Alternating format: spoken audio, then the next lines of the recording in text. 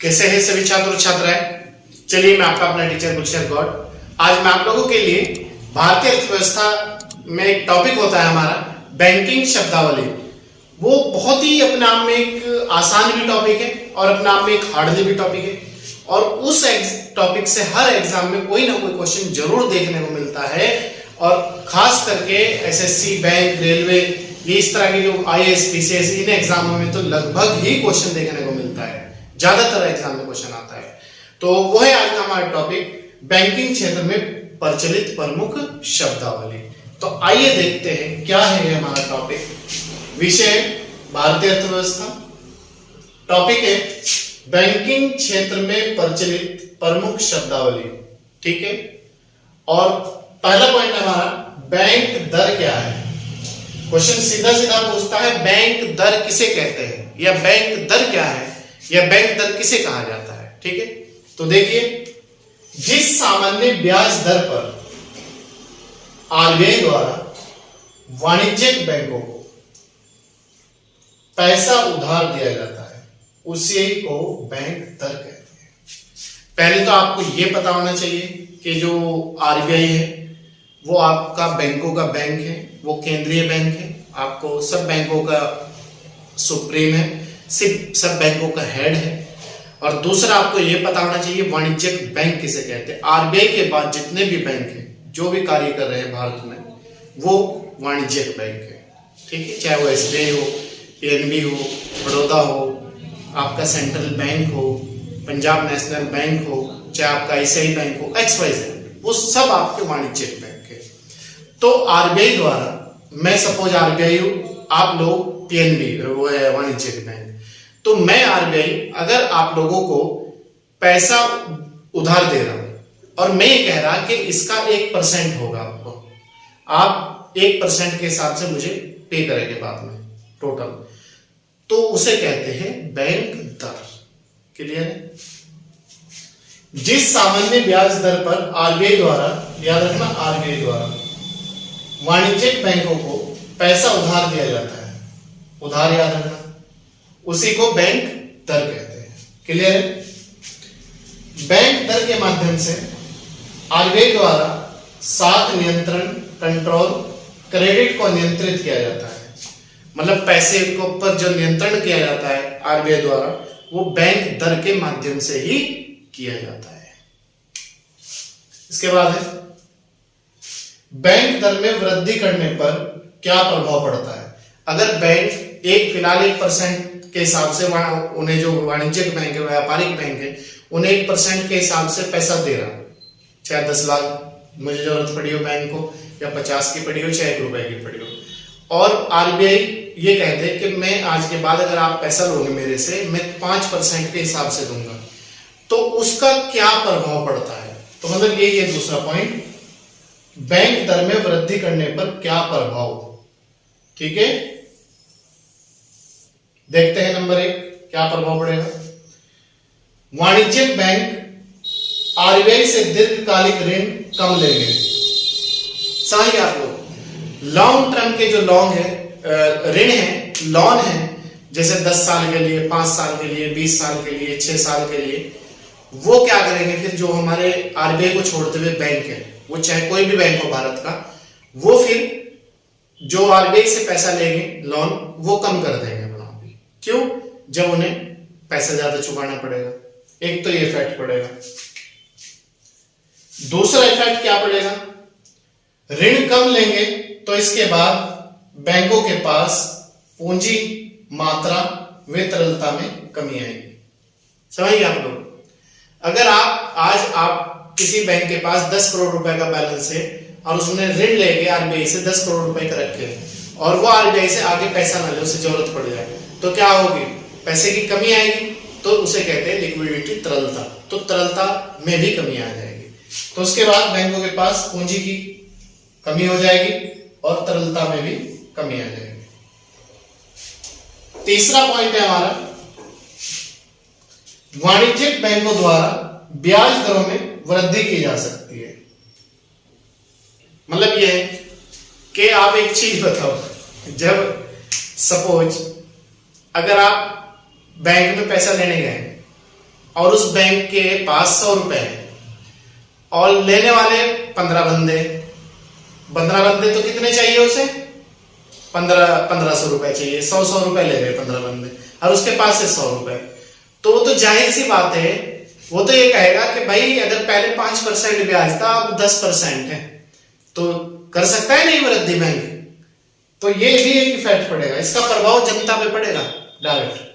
वाणिज्यिक बैंकों द्वारा ब्याज दरों में वृद्धि की जा सकती है, मतलब वो उसके ऊपर है, वो करे या ना करे। चौथा पॉइंट है निवेशकर्ता और परिवार द्वारा साख की मांग में कमी आएगी। अगर कोई निवेशक है, निवेश करता है, इनोवेशक है, तो वो क्या करेगा? वो निवेश कम करेगा कि जब उसे पैसा नहीं मिलने का। और परिवार के द्वारा जो शाख है, परिवार को पैसे की जरूरत है, तो परिवार भी पीछे हटेगा पैसा लेने में। क्यों लेगा पैसा वो, जब उसे ज्यादा ब्याज दर देनी पड़ेगी? तो ये प्रभाव पड़ सकता है। पांचवा पॉइंट क्या होगा इसमें? अगर बैंक दर वृद्धि कर दे तो पांचवा पॉइंट होगा इसमें वस्तु की मांग में कमी आने से अर्थव्यवस्था की तरलता में कमी आएगी। क्या होगा कि अगर आदमी के पास पैसा कम है, सपोज मेरे पास 10 रुपए है और कोई मुझे वस्तु खरीदनी है, वो 1500 रुपए की है और मुझे 1400-1450 रुपए और चाहिए, 50 रुपए भी मेरे पास, तो 1450 रुपए मेरे पास नहीं है, मुझे नहीं मिल रहे, तो मैं क्या करूंगा? मैं मार्केट में जाऊंगा ही नहीं, मैं मार्केट से परचेजिंग ही नहीं करूंगा, मैं मार्केट से शॉपिंग ही नहीं करूंगा, तो ये प्रभाव पड़ेगा। मांग में कमी आने से अर्थव्यवस्था की तरलता, अर्थव्यवस्था की जो इकोनॉमी की प्रोग्रेस है वो कम हो जाएगी, वो मंद हो जाएगी, वो शुष्क हो जाएगी। ठीक है। छठा पॉइंट है हमारा, ये 6 पॉइंट इसी के हैं, एक वो है 7वां पॉइंट। ठीक है, बैंक दर में वृद्धि का प्रभाव। तो ये सब प्रभाव पड़ता है, दे देगा एग्जाम में, बैंक दर में वृद्धि का कौन सा प्रभाव नहीं है, कौन सा है, कौन सा पड़ता है। छठा पॉइंट है उपभोग व्यय में कमी आएगी। उपभोग व्यय मतलब खर्च में कमी आएगी। अगर मुझे कोई चीज खानी है, कोई चीज पहननी है, कोई घर के लिए ले जाना है, तो मैं क्या करूंगा? पैसे की जब कमी होगी तो चलो यार काम चला लो जैसे कैसे, तो उसमें खर्च करता हुआ आदमी पीछे हटेगा। तो उपभोग पर जो खर्च करता है आदमी, खाने पीने पर, खाने पीने की वस्तुओं पर, सुख सुविधा पर, आराम पर, तो उसमें कमी आ जाएगी। 7वां पॉइंट निवेश में गिरावट तथा सभी प्रकार की मांगों में कम हो जाएगी। ये 8वां पॉइंट है।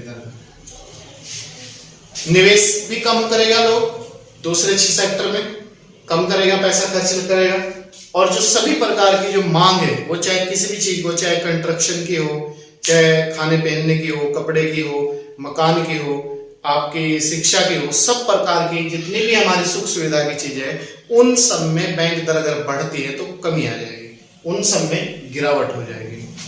8वां पॉइंट है हमारा वस्तुओं एवं सेवाओं की कीमत में कमी आएगी, जो मुद्रास्फीति को नियंत्रित करने में मददगार होगी। ये क्या है पॉइंट? वस्तुओं एवं सेवाओं की कीमत में कमी आएगी। लोग अगर किसी दूसरे से काम करा रहे, सपोज एक घर है और वहां पर कोई बर्तन धुलने वाली है, कोई झाड़ू लगाने वाली है, कोई पोछा लगाने वाली है, कोई नौकर है, तो क्या करेगा आदमी? अगर 3 आदमी काम कर रहे हैं, हटा दो इसे, एक रख लो बस, तो क्या होगा? वस्तु और सेवाओं दोनों की कीमत में कमी आएगी, जो मुद्रास्फीति को नियंत्रित करने में मददगार होगी। तो ये मुद्रास्फीति जो होती है उसे भी कंट्रोल करती है ये चीजें। ठीक है, बैंक दर में मतलब जो मंदी होती है उसे भी कंट्रोल करती है। तो इसके बाद नेक्स्ट पॉइंट है हमारा, देखिए अभी तो हमने देखा था आरबीआई द्वारा बैंक दर में वृद्धि का प्रभाव। ठीक है, यह बैंक दर में वृद्धि किसे कहते हैं। अब हम देखते हैं दूसरा इसका पॉइंट है आरबीआई द्वारा बैंक दर में कमी से प्रभाव। यहां याद रखना, कमी से प्रभाव। ठीक है, क्या क्या प्रभाव पड़ता है अगर बैंक दर में आरबीआई अब सपोज 5% ले रहा तो वो एकदम 3% कर दे, तो उसका क्या प्रभाव पड़ेगा? नंबर 1, वाणिज्यिक बैंक जो व्यापारिक या वाणिज्यिक बैंक है ऋण ज्यादा लेंगे। देखो उसका उल्टा है, उसमें ऋण कम लेंगे, इसमें ऋण ज्यादा लेंगे, क्योंकि अगर उन्हें 5% के हिसाब से ऋण मिल रहा वो आपको 7-8% के हिसाब से दे देंगे, तो फायदा ही फायदा है। दूसरा, बैंकों में पूंजी की मात्रा बढ़ेगी, और उसमें क्या था, बैंकों में पूंजी की मात्रा या तरलता कम हो रही थी। तीसरा है, आम आदमी को बैंकों से पैसा कम ब्याज पर मिलेगा, और उसमें क्या था, आम आदमी को या ब्याज दर में वृद्धि थी उसमें, तो आम आदमी पैसा वो ले रहा था बैंक ऋण, तो इसमें बैंकों से पैसा कम ब्याज दर मिलेगा। नेक्स्ट है, साख की मांग में वृद्धि होगी, यानी अर्थव्यवस्था की तरलता में वृद्धि होगी, अर्थव्यवस्था बेहतर हो जाएगी। सभी प्रकार की मांगे बढ़ेगी, और उसमें क्या था, उसमें सब प्रकार की मांगे घट रही थी क्योंकि पैसा नहीं था लोगों के पास, और यहाँ पैसा ज्यादा है। वस्तु एवं सेवाओं की कीमतें बढ़ेगी क्योंकि लोगों के पास पैसा ज्यादा होगा। तो मैं अभी बताया था, नौकर का उदाहरण दिया था, तो वहां क्या है, वहां अगर 3 थे तो 1 कर दिया, और यहाँ क्या है, अगर 1 है तो उसे 3 कर देगा, तो उसका उल्टा है इसमें, ठीक है।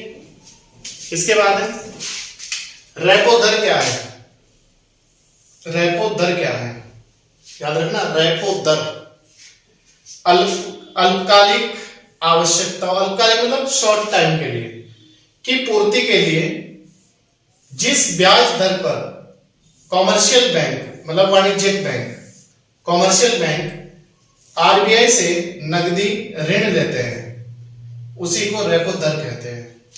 क्लियर है? वहां क्या था, वहां आरबीआई जो वाणिज्यिक बैंकों को पैसा उधार देता था, उस पर जो ब्याज लेता था, और यहाँ क्या है, यहाँ वाणिज्यिक या कॉमर्शियल बैंक खुद लेंगे आरबीआई से ऋण, और उस पर जो ऋण लेगा, ऋण पे जो चार्ज होगा, उसी को रेपो दर कहते हैं। क्लियर?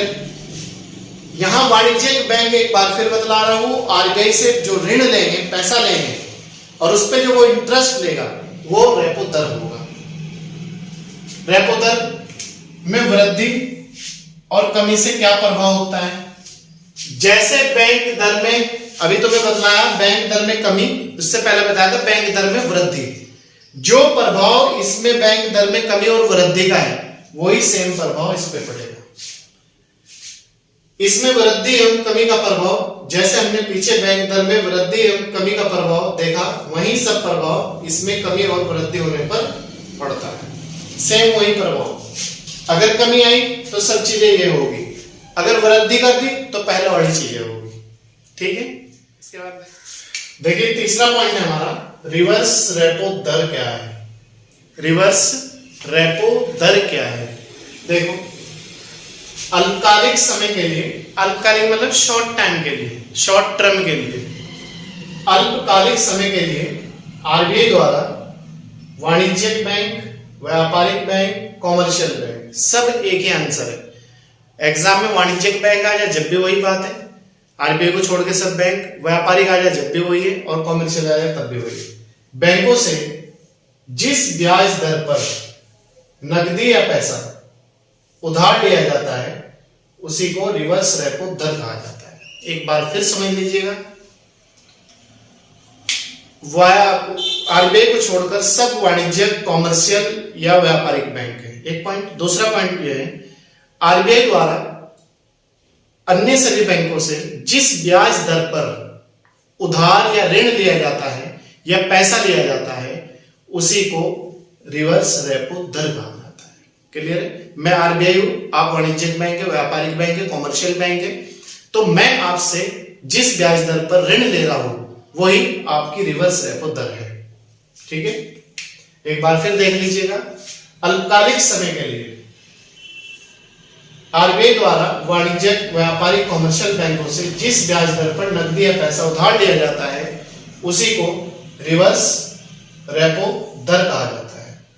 नोट, सामान्यतः बाजार में मुद्रा पैसे की आपूर्ति ज्यादा हो जाने के कारण क्या होता है कि लोगों के पास पैसा ज्यादा हो जाता है, वस्तुएं की कीमत बढ़ने लगती है, तो उसे कंट्रोल करने के लिए, उसमें कमी लाने के उद्देश्य से आरबीआई द्वारा बड़ी ब्याज दरों पर वाणिज्यिक बैंकों को अल्प समय के लिए नकदी या पैसा बैंकों में जमा करने के लिए लालच या प्रोत्साहित किया जाता है। मतलब ये आरबीआई को अगर ये लगता है कि ऐसा ना हो जाए कि पैसे की वैल्यू ही खत्म हो जाए और मुद्रा की वैल्यू लगातार बढ़ती चली जाए,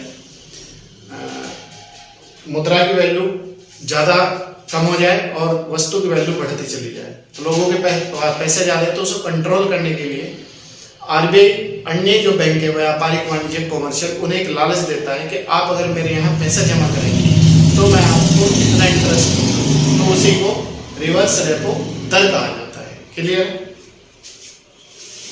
अब इसका प्रभाव क्या पड़ता है?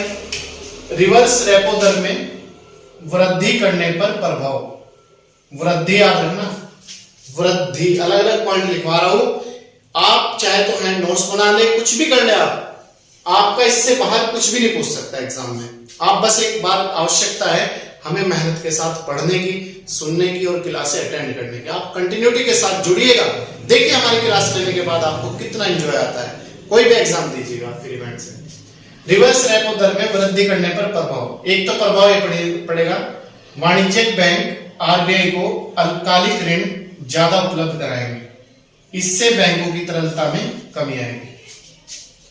अच्छा, यहां आपको मैं तुलना करा दूं, देखो रिवर्स रेपो दर में कमी करने पर प्रभाव, अगर कमी कर रहा है आरबीआई तो उसका क्या प्रभाव है, वृद्धि का क्या प्रभाव है। देखो यहां क्या है, वाणिज्यिक बैंक आरबीआई को अल्पकालिक ऋण ज्यादा देंगे ना, और यहां क्या है, वाणिज्यिक बैंक आरबीआई को ऋण कम उपलब्ध कराएंगे, कम।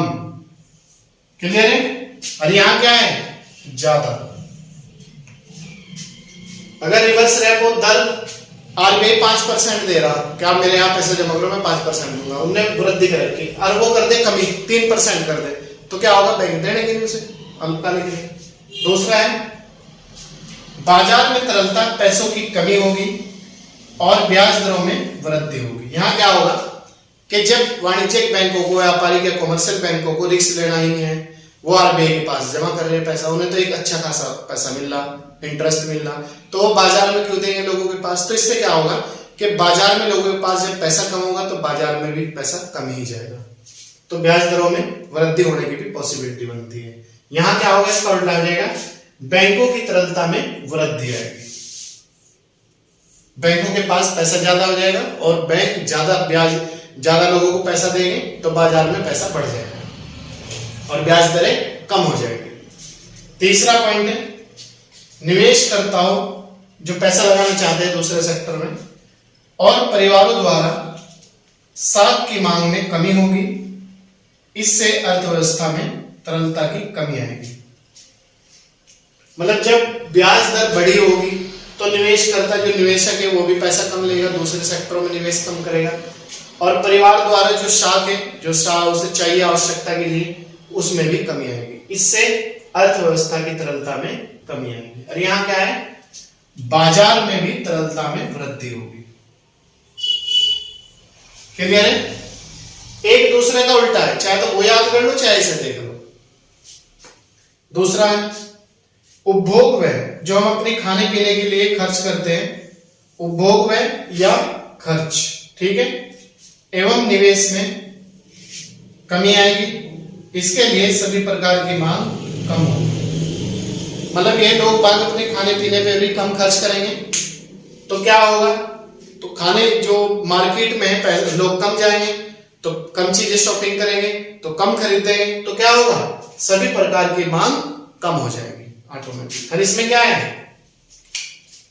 सभी प्रकार की मांगों में वृद्धि होगी और ब्याज दरों में कमी होगी।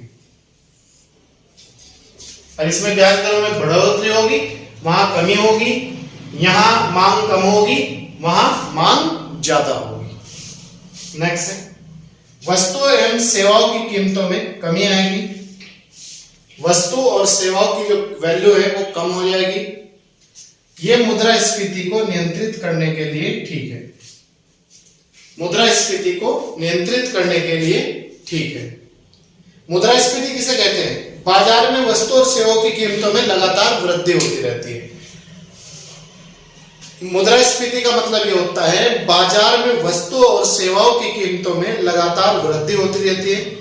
मुद्रास्फीति की स्थिति में मुद्रा की कीमत कम हो जाती है, मुद्रा की वैल्यू डाउन हो जाती है, क्योंकि उपभोक्ताओं को बाजार में वस्तुएं खरीदने के लिए अधिक कीमत चुकानी पड़ती है। क्लियर है? वस्तु की वैल्यू इसमें मुद्रास्फीति में ज्यादा होगी और मुद्रा की वैल्यू कम होगी, तो उसे ही मुद्रास्फीति कहते हैं। और इसमें इसका उल्टा है, अस्फीति।